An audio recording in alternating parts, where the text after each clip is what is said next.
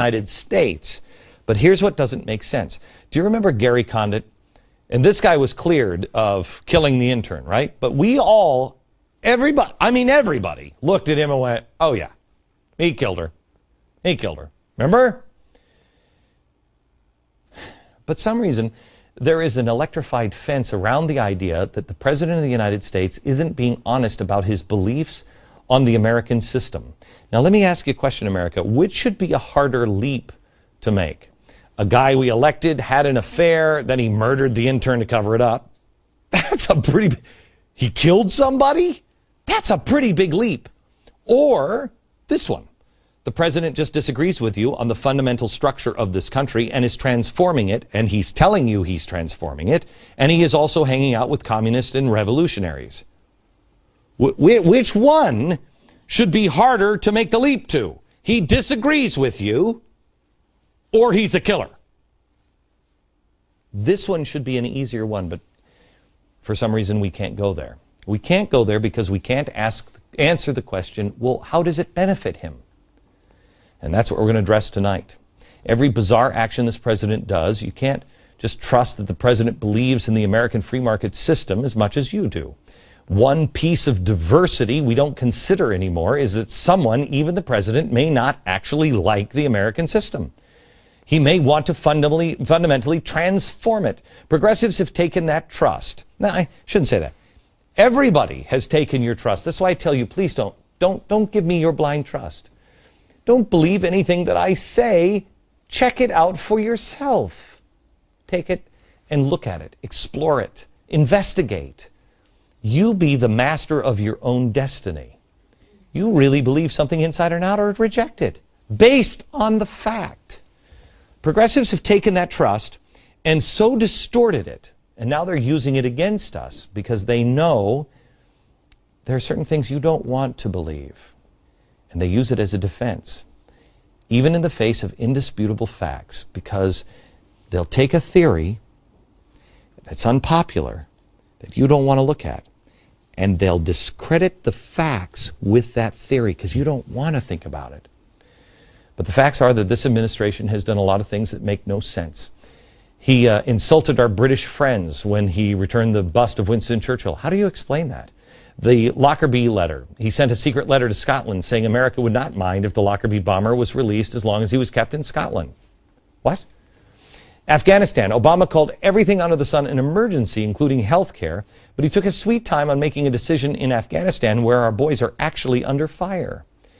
How about Iran? Obama's nuclear summit focused on America and Russia reducing nuclear arsenals, but Iran and North Korea weren't there. The White House said they didn't matter. What? U.S. energy consumption. Obama wants to reduce our consumption, cap our oil wells, yet he has no interest in getting China to reduce their consumption. And America is actively loaning money to other countries to expand their oil exploration. That doesn't make sense. The facts are, this president has surrounded himself with anti-free market Marxists who don't like the American system and they want to change it. But to say that isn't exactly right. Some people, and I said this too, a year and a half ago, that it's race-based. That wasn't right either. Searching for answers. The question I get asked most is why? Why would he do that? How could it possibly benefit the president to collapse the system or somehow or another make us a third world nation? Tonight, I'm going to present an opinion, a conclusion, a theory based on facts that will answer the problem. You've got questions. The facts are indisputable, and it will allow you to understand the president a little bit more. And at the same time, see that the president, I don't think, actually sees himself as being nefarious. When he said to Joe the plumber, I don't want to hurt you. I just believe in redistribution of wealth is good for everybody. His theory allows him to believe and you be able to believe him and take him at face value that he doesn't think he's doing the wrong thing. He's doing what he believes is good for the greater good, collective salvation. The difference between fact and fiction, the difference between fact and opinion. There is a difference between the both of them. We're going to give you the facts and present a theory, and then you are going to have to draw your own conclusions. and see what makes sense. The teacher is about to arrive. Back in a second. I get very, very nervous when somebody says to me, don't read a certain book. Well, when I was in college, I took one class. The professor said to me, Mr. Beck, what book are you reading? It's going to screw you up. And I said this one. And he said, no, don't read that. He said, read this book. Well, I read that book, and then I went back to the other, and I questioned him. I read everything I can. I read people who disagree with each other, and then I will decide. No one will decide for me. As long as a book is based in facts, then we can look at their theories, and we can disagree on that. Well, here is a book that the president does not want you to read. The White House has come out swinging hard. The left, the media has come out and smeared Dinesh D'Souza. I don't know Dinesh very well. I will tell you that he is a man of great credibility. He's certainly not a racist, and he is certainly not a rah-rah America just to be rah-rah America because he was born here, because he wasn't. He is a guy just like you that's trying to figure things out. And I would imagine that, Dinesh, you believe things that you didn't want to believe when you first started this journey. True? That's true. Okay. The name of the book is The Roots of Obama's Rage. Dinesh is the president of King's College in New York City, so he's not just some yahoo. I wanted to bring him in, and I want you to, I'm going to push back on him on the facts, because I want to make sure that the facts are right and separate fact from opinion, because you may end up with a different opinion, but to get the facts right is an absolute must. Okay, so let's start with the problems and the facts, and then we'll get to your opinion and theory. I think it's very good to begin with the facts, because my goal here is to understand and explain Obama. So I'd like to begin a little bit with his story. Okay. And I'll begin with Obama's father, this man, Barack Obama Sr. Barack Obama Sr. was born in Kenya. He came of age in Kenya's great struggle for independence against the British. This was called anti-colonialism, to push the British out of Kenya. He came to America in the late 1950s as a student to study at the University of Hawaii. This is where he met Obama's mother, this woman right here. Stanley Ann Dunham. Stanley Ann Dunham. They were married. Actually, he didn't tell her at the time he was already married.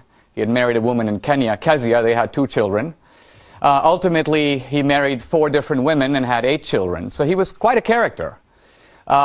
He was also a chronic drunk driver. He was involved in multiple accidents. He lost both his legs in one of those accidents. Hang on just a second. I want to make this really clear. Because my mother was an alcoholic, died a tragic death, yada yada. You're not insinuating anything on that he was a drunk or anything else. No.